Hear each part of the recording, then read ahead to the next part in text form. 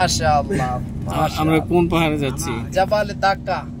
এটা ভূপৃষ্ঠ থেকে প্রায় ৯০০০ ফিটের উপরে। ৯০০০ ফিটের উপরে। জি জি। আল্লাহ আল্লাহ। আল্লাহ তাআলা আমাদেরকে সেই জায়গা দেখার তৌফিক দিলেন। সুবহানাল্লাহ সুবহানাল্লাহ সুবহানাল্লাহ।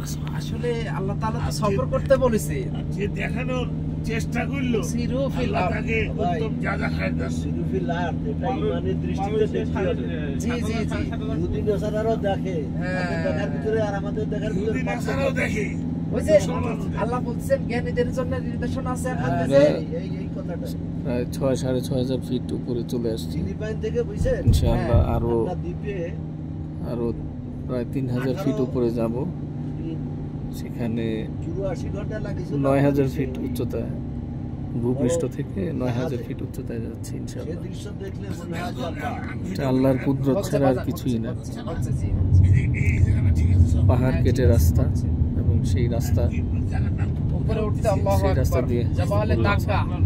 আল্লাহু আকবার। আমরা এখন জাবালে তাকা, আল্লাহ চাহে তো তাকা পাহাড়, জাবালে দাক্কাই যাচ্ছে। জাবালে দাক্কা।